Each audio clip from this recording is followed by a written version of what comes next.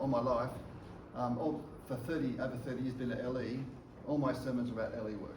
Winning souls, that's what it's about. Last days of winning souls. And was there any door knocking back in Jesus' days when Jesus was born? Well, you could say the wise men sort of came. How many wise men were there? We don't know. We don't know. Gifts. There's three gifts. There could have been one wise man, or it says wise men, but maybe. Well, men is plural and single, isn't it? The word man, is that right? No. Isn't it? Man. Man. Ah, thank you. Singular. I need teachers to help me. That's right. So there was at least 2 wise men, and they had 3 gifts. So that's all we know. The other thing is, did the wise men go to the manger? You see at these nativity scenes, there's always the manger and the wise men standing around with their gifts. Were the wise men there? No. How do you know? It's long after. Years later. Because Jesus was circumcised, what's the 8th day, is it? If a wise men came to Herod, and if Jesus had gone, how does it work? Anyway, it says they were in a house. It says in the Bible, that's the best way. Yeah. They came to the house. They might have knocked on the door. There might have been some door knocking back in Jesus' birth. It's good to be here today, and thank you for a great lesson, Trav. And Trav sort of pointed to, here we go, pointed to my sermon in a way. Okay. So I've called the sermon Arise and Shine. And look, it's all about soul winning. I just see that's my whole mission in life, and it's not hard, really not hard. And sometimes you meet people that you don't clash with, or something happens, and that happens to everybody. It's part and parcel of the deal. Jesus couldn't even win everyone, could he? He died for everyone, but he couldn't win everyone. You know, one day this week, Michael had a medical appointment, and I went sitting in the waiting room, and a lady come in and sat sort of next to me with this. She's about my age. Had this. She was so stressed out. She had purses and iPhones and all this stuff, and she sat down. She was flustered. And I just looked at her. I said, "Man, it's a tough life, isn't it?" She smiled, you know. And I said, "Look, you deserve a little book. You know, you look like a nice lady." I gave her Steps to Christ, and she looked and said, "Thank you, thank you." Stuffed in her bag and got stressed again, but she took the book. So who knows? You just got to keep going, keep going. That's what it's all about. And Janet, as an LE, I've looked many times, and I think some of my greatest lessons I've learned from the homes I've lived in. And God's in control. Maybe you can use that. Who knows? We just do our best. I think sometimes though we try and be in control. We do. Horrible. Oh, that's me.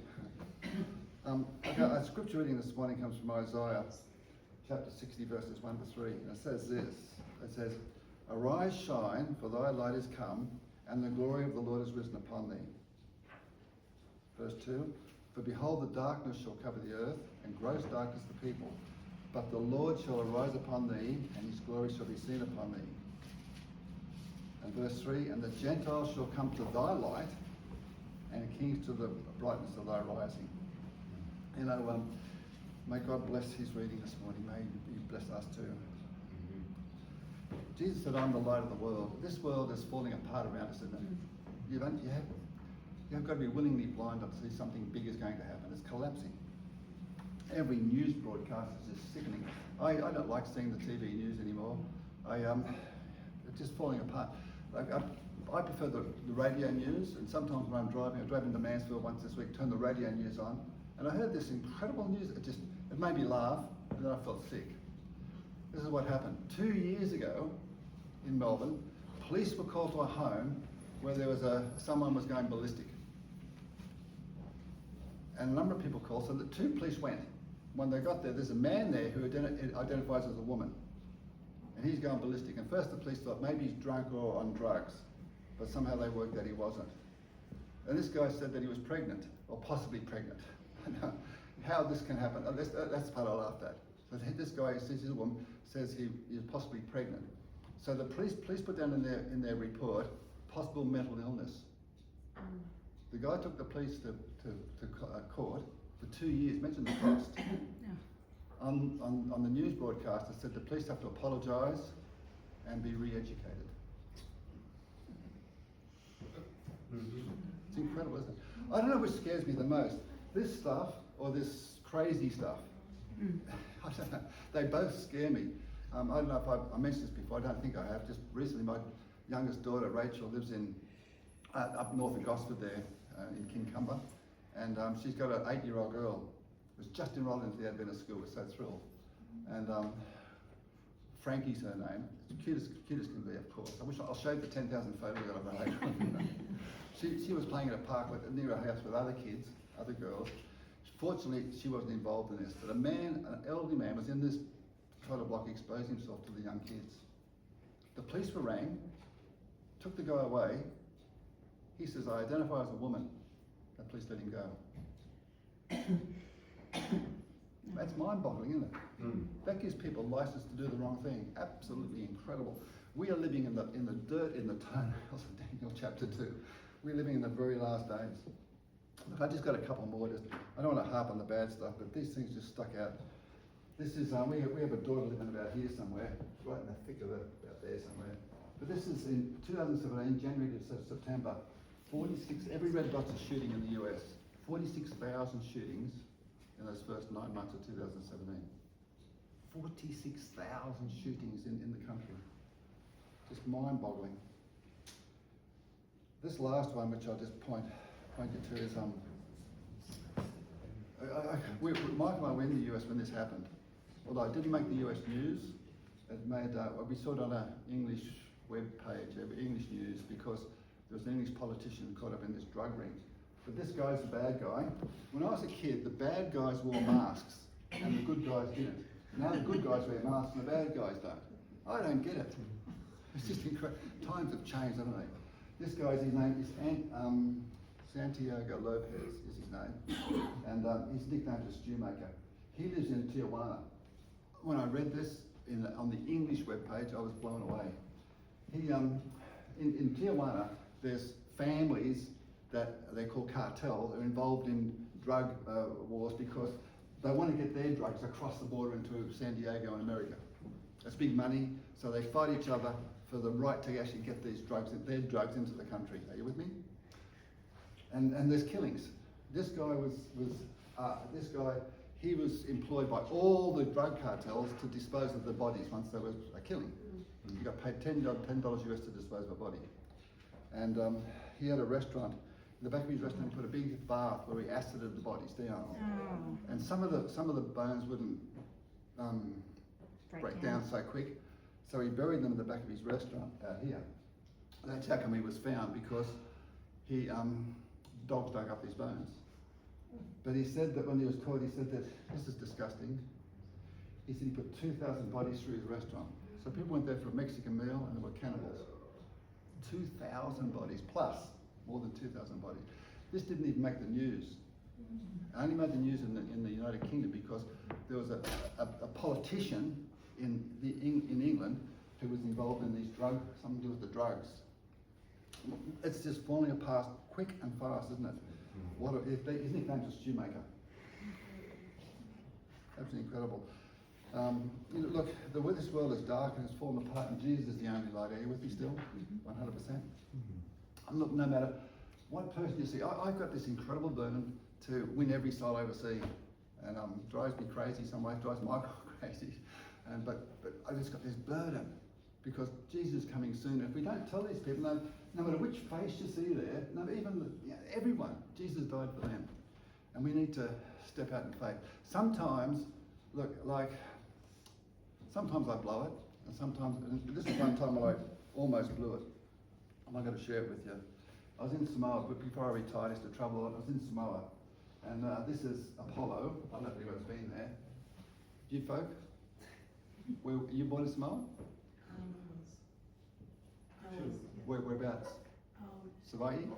Yeah. No, in Apollo over here, okay. Well, I like Apollo. You fly into here, that's the capital city, but I've got to admit my favourite island is Savai'i. I like Savai'i, and it's just beautiful. There's when I used to travel to Savai'i, there's I don't remember there being there's not many shops there. There's one set of traffic lights on that corner, just near the we come up the ferry, and that one set of traffic. I think the Australian government put them in as a token or something, but no one ever takes them back. No one ever listens to it. It just goes green, red, 10 seconds each way or something, and people go through green, red, doesn't matter. It doesn't matter. It's a great place to be, really nice place. Well, I was on the ferry. I had to go from here to here, and And it's about 17 kilometres, I believe, and you catch the ferry. You can drive on it, you can walk on. This day I was a walk on. And you walk up in there and you normally sort of walk up here and go up these stairs here. And there's a few seats in the back there, but when you get most people sort of just relax on the deck. It's about an hour and a half trip. And this particular day I walked up here, up these stairs here, the first landing, and a crew member pulled me out of the line and said, go in that door there. And I just did it. So I went to the door. It was a crew's quarters. I thought, well, this is a treat. A chair to sit on, going to be fantastic. In there was a couple of guys cooking something on the stove, a couple of crew members cooking something. There was a TV sort of blaring away in Samoan programs. And there was are they called cafe seats? It's sort of a table against a wall with two benches each side, you know the one I mean? Well, this one had 4 people, right? This one had 3. There was 1 spot left. But I saw the guy I was going to sit next to, and my first thoughts were, oh no, I've got to spend an hour and a half with this guy. I can't believe it. Lord, please. Shame on me. Shame on me. He had a tattooed face. His eyes were red. My instant thought was, he's a drug addict. I'm going to be stuck with a drug addict for an hour and a half. My first thought, shame on me. And this was him. His name was Henry. I went and sat next to him, and I thought, a drug addict. You know, when I spoke to him, he doesn't take drugs, he doesn't drink, he doesn't smoke, he's a vegan, super healthy. He's in his mid-70s, and he comes from Hollywood. And he'd just flown all the way to Auckland, changed planes, and flew back to Samoa. So his eyes are red because he hasn't had any sleep for a couple of days. And his legs are heavily tattooed. He just looked like not the person to sit next to. And I blew it. I sat down with him and spoke to him, and it was the best trip I've ever had across to Samoa. He's got a tattoo shop in Hollywood. 17 guys work for him, and he tattoos the stars, the Hollywood stars. That's what he does. Every year for 3 months, he comes to Savaii and sits in I say fale, just fale. A fale is, what I can gather, is a room that a family might have a house. They've got a room on the beach, and you can rent it sometimes. And there's normally not much in there, maybe a bed, sometimes electricity, that type of thing. He stays in one of these for 3 months every year. And I'm thinking, wow, this guy's really cool. He's got a little bag, probably 2 changes of clothes, little sort of zip-up thing. And I start talking to him, and he's slow to open up. He's sort of shy, believe it or not. And I find that he grew up in Belgium, and as a kid, he was an altar boy. He told me that the priest did the wrong thing by him as a little kid. Hard to imagine. And he says it's affected his whole life. Then he told me that when the Nazis come, he was about 5. And he tells me he saw things that kids should never see. He saw Jewish families being taken up to a tall building and thrown off one by one, the family members, to their death. He said, I saw all this. This guy's been through so much abuse and so much hurt. He's put this tattoo on here saying, keep out, don't come near. But really, when you look at it, what he's really saying is, I need help. It's an invitation for a Christian to come in and talk. Whereas most people would say, like I saw it from my human perspective, the first time I saw it, don't come near me, I'm untouchable, I don't want you around me. But thank God he helped me to see past this, that it's a sign saying, please help. So for the hour and a half we sat and talked. We talked about Jesus, we talked about all things like that. I had steps to Christ in my pocket I gave to him. He put it into his zip bag. He said, I'll read that. I'm thinking, what does the guy do for 3 months in a far lake? He's probably read it 27 times. And then I invited him to church in Apollo. I had some friends there. I said, when you come back into the mainland, come across and he said, I will, I'll do that. Whether he did or not, I don't know. And this is him as I was leaving. And it was a blessing to me. It was an experience I'll never forget. And yet my first impression was what? Back off, don't sit in, go and sit on the deck. That was my first impression. Shame on me. You know, our text today says, arise, shine, for thy light has come. The question is this, I want to ask you, has your light come? I'm not asking you to get baptized. I'm not asking you, did you have an experience years ago where you found Jesus? Has your light come? Have you accepted Jesus into your heart today? That's the question. Remember my first pastor from Campbell Church, which David knows, Camel Church is a church up north of Wyong there, just a small church. And my first pastor's name was Bjorn Ono, a Danish man. I had a lot of time for Bjorn, and he pulled me aside and said, John, I want to tell you something very, very important, and I've never forgotten. He said, in the morning when you wake up, give your heart to Jesus. I said, yeah. Bjorn, I get up, I have breakfast, I pray and have my Bible study. He says, no, listen. When you're laying in bed and your brain first ticks into life, before you think of what day it is, what you have to do, give your heart to Jesus. He said, Jesus is walking past the end of your bed. He wants to come into your heart, but he won't come in unless you invite him. He never goes where he's not invited. And I said, oh wow, Bjorn, I'll do that, and I've done that every day since. I did it this morning, I'll do it every day.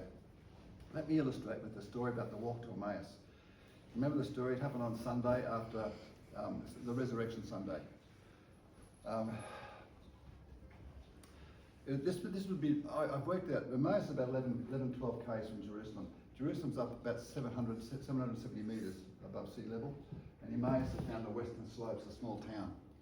And these two disciples were walking there, and they got there just on dark, so they're probably mid-afternoon on that Sunday resurrection morning. And these two disciples are walking down, they're depressed. In fact, I read it this morning in Luke, where Jesus, they mentioned that they're sad, because they saw Jesus as the next David. He's going to rise up and take control of the kingdom, take about Israel, take it right up back to its height, wipe out the Romans and become great again. That's what it's all about. They could, even though Jesus told them repeatedly that he was going to die and come back, they didn't sort of hear it. I wonder if we do the same today with the prophecies in the last day of Revelation. We read it, we don't sort of hear it. Well, these two guys are walking down there and they're depressed. You just see their faces down there. I think that picture's pretty good actually. And Jesus comes along and asks them what's happening, and they tell him that they called him a great prophet or something. This great prophet. They didn't say it was the Saviour. They sort of, their mind was confused and they didn't see it. And they said, this great prophet we thought was going to be someone. Don't you know this story? Haven't you been around? And Jesus tells them a Bible study from all through the prophecies and different things that point to him as being the Saviour. And when they get to Emmaus, remember the story? They get to Emmaus just on dark. And the two disciples go into the home. I guess one of them lived there, the other was a guest. And they went into the home, and what did Jesus do? He continued to walk down the street. So he expected him to go in and follow them into the home, but he continued to walk down the street. Why did Jesus do that? Didn't he want to go in? They didn't invite him in. Jesus only goes where he's invited. That's why he says, behold, I stand at the door and knock. I think this painting is pretty accurate. There's no door handle here on the outside. Every morning when you wake up, Jesus is walking past the end of your bed, knocking on your door, and he wants to come in. We need to have a reconversion every single day. You know, like, I remember one sermon I heard once that said that many Adventists experience is like the children of Israel in the wilderness. They needed fresh manna every day. If they kept the manna for the next day, it stunk. And this sermon has said, the pastor said, many Adventists have got a stinking relationship with Jesus because it's not fresh every day. You need to have that fresh every morning.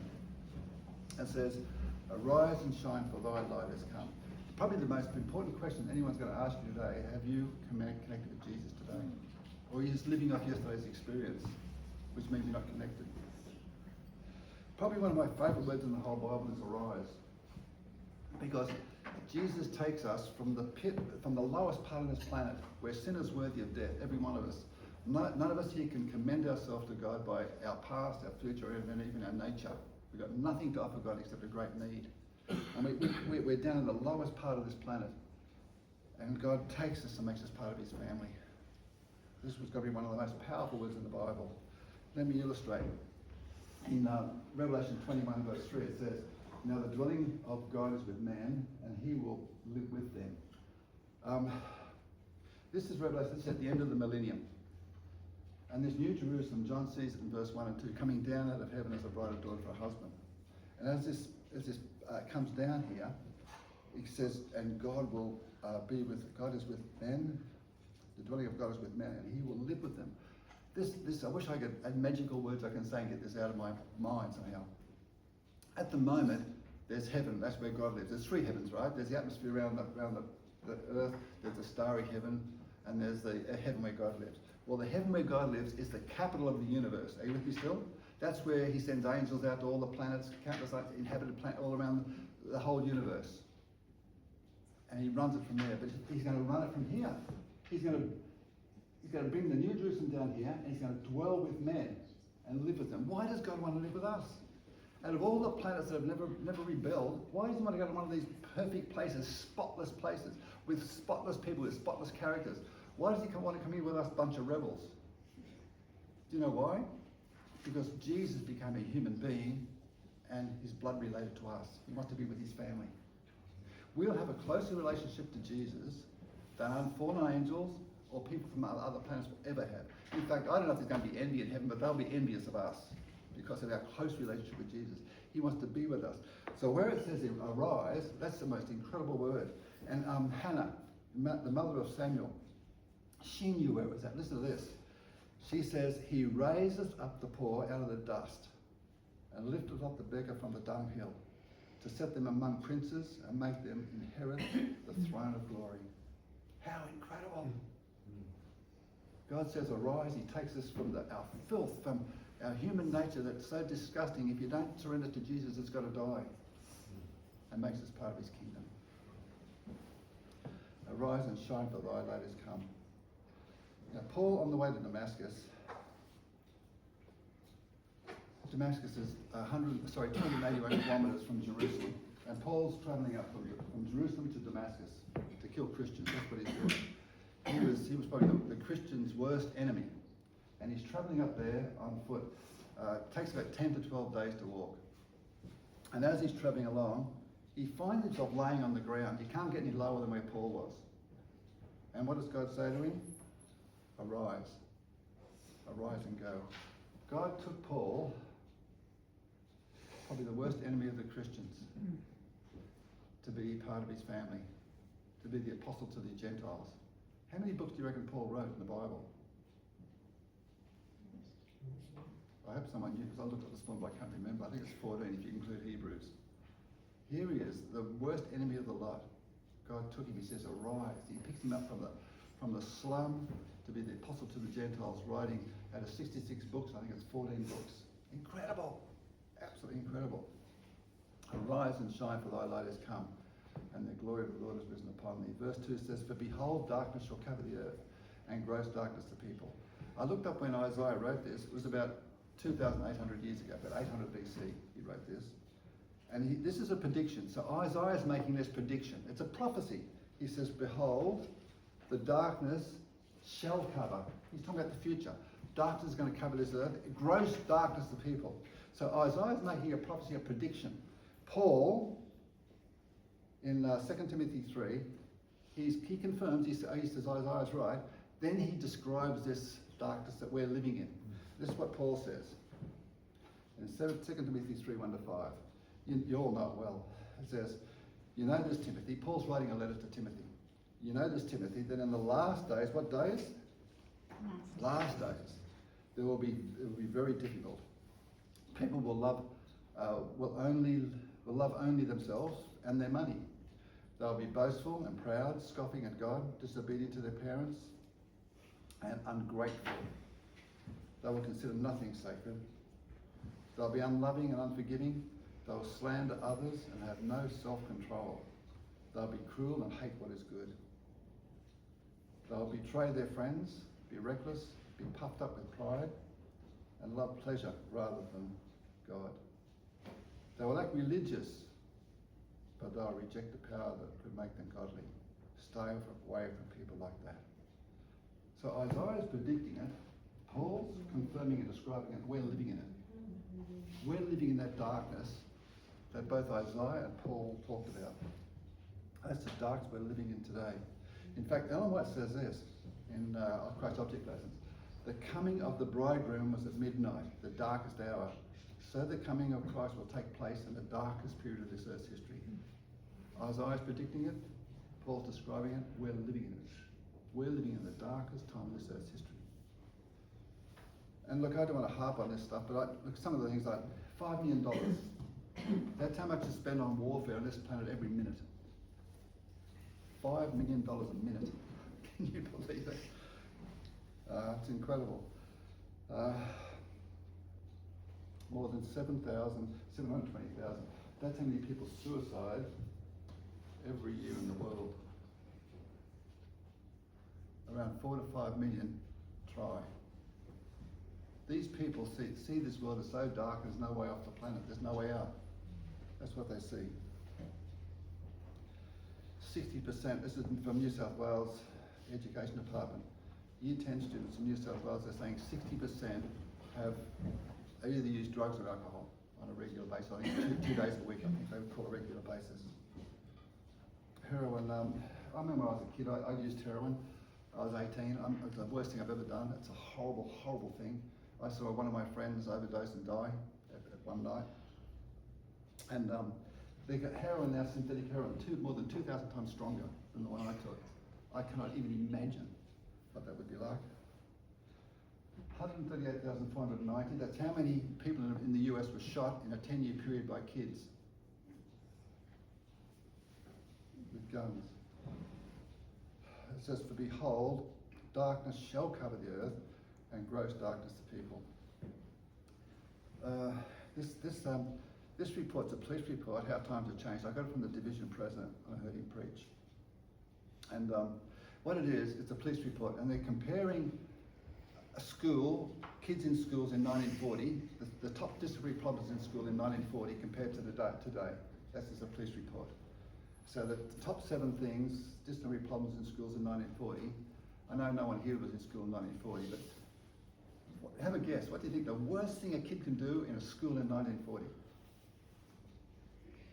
Cheat. Cheat? Someone said it, he just said... Talk back to the teachers? Well, they're talking in class. If you talked in class, you're pretty well a rebel. And there were 7 things back that they put on the list. Chewing gum in class, making a noise, running in the halls, getting out of line, wearing the wrong clothes. My favourite's number 7, missing the waste paper bin.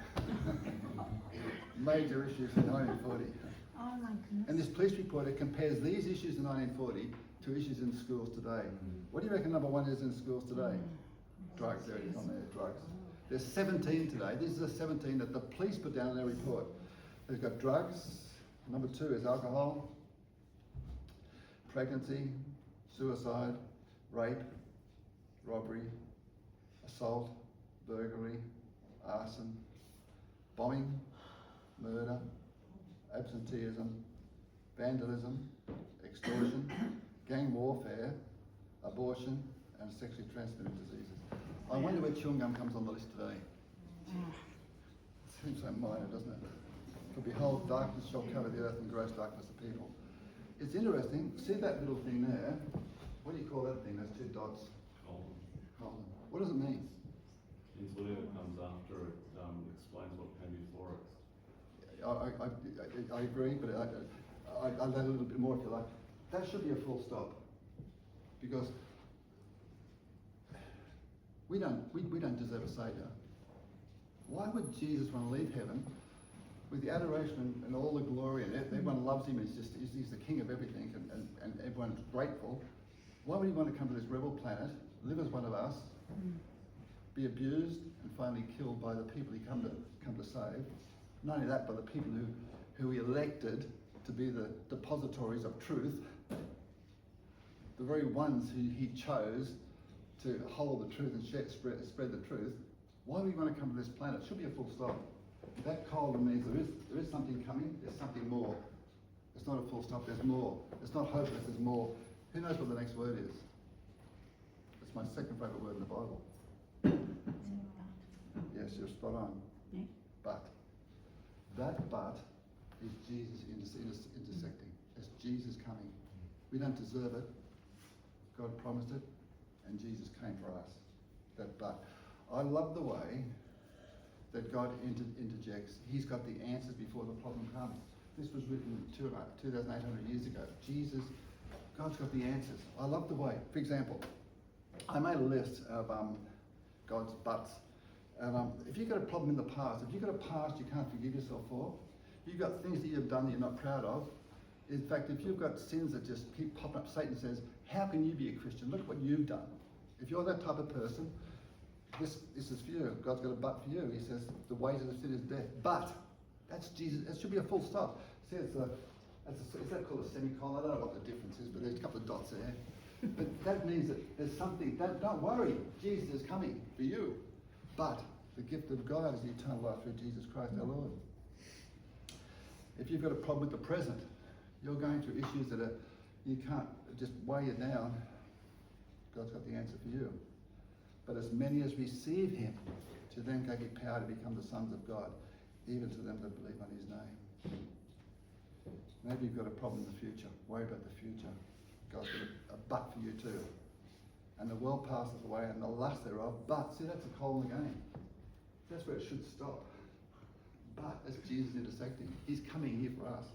But he that doeth the will of God abideth forever. I love the way God's got the answers before the problem comes. I want to share a story about my literature ministry. One year my territory was in Toronto. As you see it there from Sydney, and maybe someone's been there on Lake Memorial, beautiful spot. And this was the toughest year of my canvassing life. It was tough, but it was the year I had the most thrilling experiences, and this is one of those experiences. I remember walking up this driveway, up the stairs, carrying my bag of books. It must have been summer because the front door was open, but the screen was sort of shut. And I could see through the screen, and there was about 5 or 6 paces, there was a 3-seater lounge with a lady sitting on it. She looked like she was about in her 50s or something. And I knocked on the door, and she came to the door, finally invited me in, and we went in. She was a lovely lady. She was shy, she was timid, she was reserved, and she sat on the lounge, so she was facing the door, and I'm kneeling on the floor in front of her bench with all my books all spread around there, and I showed her all the books, and she loved them. She said, I want some of these books. I'd love to get some of these books. I like these ones and this one here. She picked up some health books, and she picked up some Christian books. I want all these. And then she said, she said these words which sort of, I laughed at the start with. She said, if my husband knows I'm buying books, he'll kill me. Now, I've been canvassing for a lot of years, and I've found that most husbands trust the judgment of their wife. And if the wife says, I'd like to have these books, the husband says, well, I can't understand why, but I trust your judgment, and they must be good. And that's what most husbands do. But this lady said, if I buy these books, my husband's going to kill me. And I sort of laughed. I thought, that's a good one. I looked at her, she wasn't laughing at all. She had a very serious face. I said, really? Would he really hurt you? He said, you don't understand, he's a violent man, he'd kill me. And if he found out you were selling them to me, he'd kill you too. I said, what? He really would do that?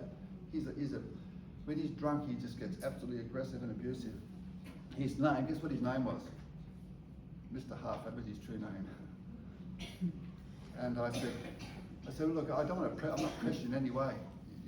She said, no, I want the book. She said, and she worked out if she saved up a little bit of money out of her food money, she'd be given food money, and she'd take out $5 a week or something, she could save up for these books, and it would take 5 months. And I said, look, are you sure you want to get, I really want to get them. She had a peaceful smile on her face. She was doing something for herself for once. And she wanted these books. So I said, sure, I'll do anything. I'll do anything to get books into your home. I'll do anything to put books in your home. And she said, but my husband must never find out. So, but I'll take them, I want to get them. So we arranged said, don't come back to the house. We arranged to meet in a shopping centre in Toronto, certain day, a certain time, 5 months away. She was going to bring the money, I was going to bring the books. That was the plan. So I said, I'll write you a receipt, a doc. So I pulled the doc up again. She says, write it up, but don't leave a copy. I said, why? If he finds the copy, he'll kill me, then he'll come around your home and kill you too. I said, really? Is he really this bad? She said, you have no idea. I said, really? I was just so amazed at it. So I write the docket up, and I signed it. I said, Mrs. Huff, you just sign here, read it through, make sure you're happy, and I'll sign it, won't give you a copy.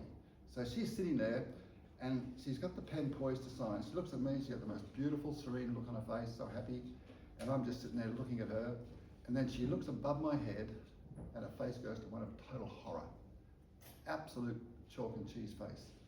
I know by her face that Mr. Huff is standing behind me. I'm on the carpet, I'm on my knees, I spin around, and I see him burst through the screen door. With such force, he slams the door, the whole house shakes. and he races across the room, screaming and swearing at the top of his lungs, spit coming out of his mouth as he's racing across. I'll never forget it. And he raced across and he points his finger in my face and it's shaking violently. And he's saying, "What's he doing in my home?" he said.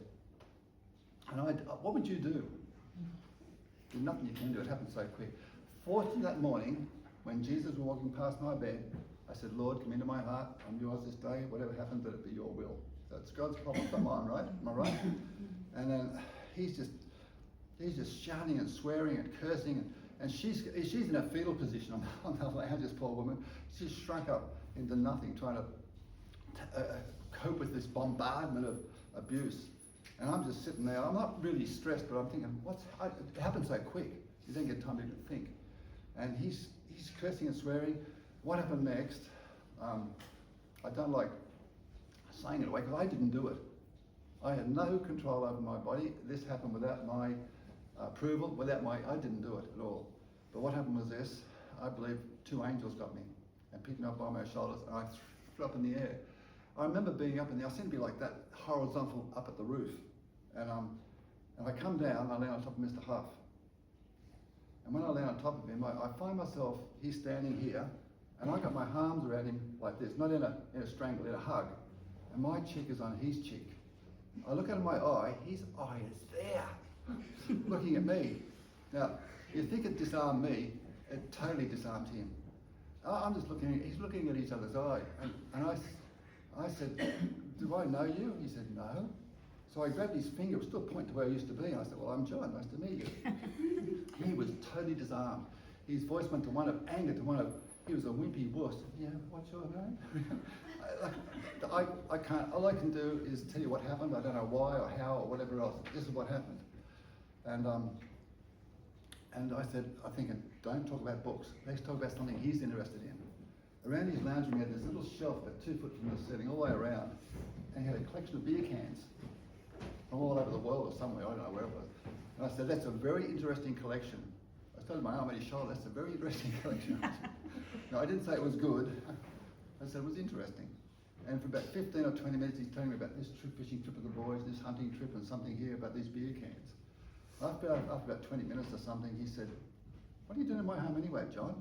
I said, "I'm just showing your wife these wonderful books. She's interested in getting some. You wouldn't mind, would you, Mr. Huff?" And he looked at his wife. Now, I try and picture Mrs. Huff. She's gone one of absolute bliss, buying some books, absolute torture. And I'm looking around the lounge. She's in this half-fetal position, and she hasn't said a word. She's just sitting there, and she sees me fly up in the air. She sees him change, and she's just sitting there. And I said, "You wouldn't mind if she gets them, would you?" And he looks at Mrs. Huff, his wife, and he says, "Do you want them?" I'll never forget her. She just went like this. Didn't say, she went the smallest little nod like that with a terrified face. And what he did next, guess what he did? He pulled his wallet out and paid me cash for this there. Now, those of you who know me know that I have a Bible text every day. Andrew probably knows this, and Maria. And I write a Bible text in my hand every day. I've done that for over 40 years. Because when I was canvassing, I could hold the books and look at my text as they connected with Jesus. I knew the books off by heart. I could rattle off about the books without even thinking. But this is my text that day with Mr. Huff. Psalms 50 verse 15. It says, "I want you to trust me in your time of trouble, so I can rescue you and you give me glory." God foresaw this and had the answer before the problem came. God's got a buck just for you. He's got the answer for you no matter what problem you're going through. It says, "For behold, darkness shall cover the earth." You know that there's 3,979 bucks in the Bible? Yeah. So not all Jesus intersecting, but many of them are. That's for sure. Just notice the sequence here in these verses 1 and 2. There's a sequence, very important. It says, "Arise, shine, for thy light is come, and the glory of the Lord is risen upon thee. For behold, darkness shall cover the earth, and gross darkness the people. But the Lord shall arise upon thee, and his glory shall be seen upon thee." The question is this. First we have light coming, right? Then there's a call to arise and shine. That's a call to service. And then there's darkness. Where's light best used? In the darkness. If I had my iPhone here and I turned on the little torch and was walking around like this the rest of the day, I thought, "Oh, what's for lunch? I'll have one of those." You think I was a something crazy up here. And it would be true. But if this was pitch black, in say it's midnight, like when Paul was preaching, and the lights went off, and I had the only torch in town, and it was muddy and rainy in the car park, you would all be my best friends. John's got a torch. You're my friend, John, take me to my car. Light's best used in darkness. And in fact, it's interesting, no matter how small your light is, no amount of darkness can put it out. If you've got just a little light, in darkness, it shines. That's why it says, it's called to arise and shine in darkness, because we're living in this dark period of the end of time. And when we go outside and mix with the community, many Adventists, they stay in the little Adventist community and they can't mix. You know, and we need to take our light out there, because you only got to take your little light out there and it shines bright in darkness. It really does. You get a kid today, I really like Davron. He's an absolute gem of a kid. You're blessed. And so with your girls are lovely. But I don't want to embarrass you, Davron, forgive me, but you only have a little bit of manners these days. Kids Davron's age, and they stand out, let the light stand out. Do you know what I mean or not? I'm not trying to embarrass you, but you see what I mean. It's called darkness. Then it says his glory is seen. It's not our glory, it's God's glory. We're just reflectors of the light. We don't own the light. We're like the moon, we just reflect the light in the darkness. Okay, all right, John, to that. Just to finish off. Okay, and verse 3 says, and the Gentiles shall come to thy light, and brightness and the kings to the brightness of thy rising. Gentiles shall come to thy light. It's not our light, we're just reflecting God's light. Just to finish up with 3 texts. Jesus said, it says, let your light shine. That's a great text. Let it shine. Don't hide it. Let it shine. Next text is, you are the light of the world. In this dark world, the dark world that you live in, maybe the people you go to school with, you mix with in business or shopping, whatever your world is, that dark world, you are the light. That's your territory. God's given you that territory to shine in. And the last verse says, walk while you have the light. Pretty soon, day of probation will close.